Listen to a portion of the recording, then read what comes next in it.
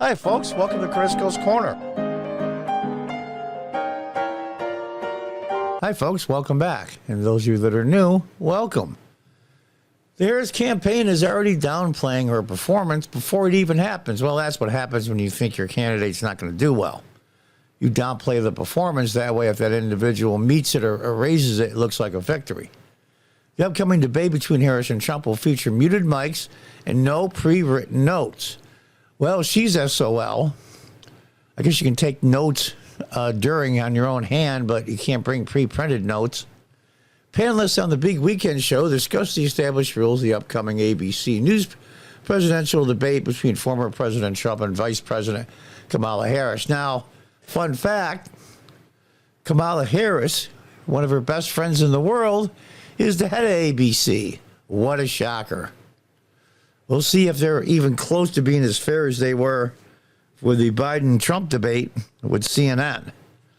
Now, I'm not sure how ABC is set financially. CNN's so bad they even hired back the one guy called him the potato head hybrid, Brian Stelter. So we'll see. If they're really bad as far as being so biased is incredibly obvious, that will backfire. So we'll see what they do. Tour de force are going to be what you hear from the headlines because the campaign's already downplaying her performances before it even happens, Fox News national correspondent Griff Jenkins said. Yeah, she loves to talk, but doesn't say much. Big shocker, huh? The campaign offered her 3 debates, which is really out of respect for the American people and the voters, to earn their vote on Election Day, Fox News contributor Katie Pavlich says. We've always had 3 debates, right? One is this format we're going to see on Tuesday night. Now, they basically use the same rules for the Biden-Trump debate. And cutting off mics after your time, I think stopped Donald Trump from trying to talk over somebody or saying something inappropriate at the time. It showed him discipline. And it's funny, they wanted to take that away, the Harris cap. And they said, no, we did the same rules for Biden. You're the guy you work for. Why not? And they finally buckled, but it's just amazing to me. One is a town hall debate. The second one they wanted was on foreign policy. Well, they certainly don't want that one. I mean, between the fiasco in Afghanistan and a whole bunch of stuff in between till now, Ukraine, Russia, we can go on and on and on. They want no part of the foreign policy debate. Harris was offered a Fox News debate, and she would not take that debate because Brett Baier and Martha McCallum are going to ask germane, relevant, tough questions. And she wants no part of that. Yeah. Can you imagine mumbling and stumbling and oh, Lord. Following suit behind the first presidential debate between Trump and Biden in July, mics for one candidate will be live at one time as they answer questions, while the other's microphone will remain muted until it is their turn to speak. Now, I'm not sure if they're going to have a live audience or not. Probably not. And it isn't like the Kamala Harris interview on CNN with Dana Bash Trump. That was edited and done without an audience. So you don't know what they really said. They cut out all the stuff where they're fumbling and mumbling. And then Minnesota Governor Walz was there. He must have been her service dog. You think you just fell out of a coconut tree? Hello. ABC News also reported that Trump and Harris will have 2 minutes in each question, followed by 2 minutes for rebuttal, and an additional 1 minute for a follow-up, clarification, or response.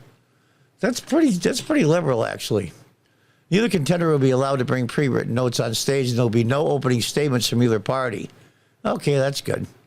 And closing statements from each participant will be limited to 120 seconds. That's 2 minutes, of course. I'm not sure who they're going to pick at the end to do their closing statement. Who goes first, who goes last? These are the rules the Biden-Harris campaign agreed to. And if I'm Donald Trump, I nail this over and over again, he said. If you're going to fix all the problems in this country that your administration created, which is true, why haven't you done so already? Yeah, that's a good point. And I'm hoping Because Donald Trump's getting better at public speaking. Sometimes he wanders, but he's a lot better than he was in 2020. A lot better. And I think these microphones only having 1 minute they're shut off will show him some discipline. They own this. Trump is not the incumbent. Harris is the incumbent. That's why Donald Trump should hammer. Yeah. What was it? Peter Doocy was asking a question during a press conference to, what is her name? Corinne Jean-Pierre. Great name, but she was dumber than a bag of rocks. And she said, well, excuse me, Kamala Harris is not trying to distance herself from Joe Biden. It's the Biden-Harris administration, she insisted. Oh, okay. It's amazing how this works. How she got so quickly, so fast is a mystery to me. And then when these morons say they're trying to save democracy, what about the 14 plus million people that voted in the Democrat primaries all the course of this year, whose votes just disappeared and thrown in the garbage from primaries? It's incredible. It's patently absurd to let Harris get to this point in the process with no real interviews, which is true. That was an interview on CNN. That was a joke. It's probably pre-scripted, too. No real questions, no follow-up questions.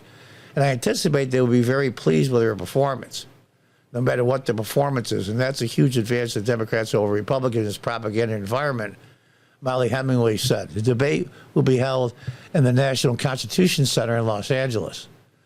So we're going to see. Now, say Trump stumbles a little bit and doesn't do that well, it's not the end of the world. Kamala Harris has to come out swinging. And you saw her before. Excuse me, to Mike Pence. What a joke. Mike Pence is just too nice of a guy during that debate. Excuse me, I'm talking. You know, just belligerent. It's just incredible.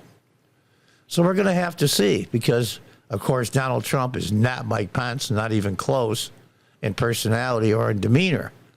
So we're going to have to see. But it's easy. He was president of the United States for 4 years. She was vice president for 4 years. If she wants to fix certain things in the country, why didn't she do it while she was vice president with Biden? It's a fair question. And look at the border, immigration. Oh, my gosh. It's just unbelievable. The same with any foreign affairs and foreign policy. It's thrown out the window. Trump should have got a Nobel Prize for the Abraham Accords, but that's a different issue. I wish he says that. What's going on around the world, in the Middle East, the war, Israel and Hamas. When I was there, I actually got him to sign peace agreements, and it was a famous Abraham Accord. And he says, well, I wish he says I should have got the Nobel Prize, but oh well, I didn't do it for that. It was historical. If I'm not mistaken, Jimmy Carter pulled one. I don't know if he got a Nobel Prize, but it's just amazing to me. And I think Bush Jr. had one too. But this Abraham Accord, everybody lied when he was running for office, and they went, what is Trump going to do, fix trouble in the Middle East? Well, he damn near did. That's what the Abraham Accords are all about. Incredibly negotiated and well done. So we're going to have to see. Well, how can she possibly blame Trump for anything that's going on now is beyond me, but she'll try. And I'm sure she's practicing her debate really, really hard.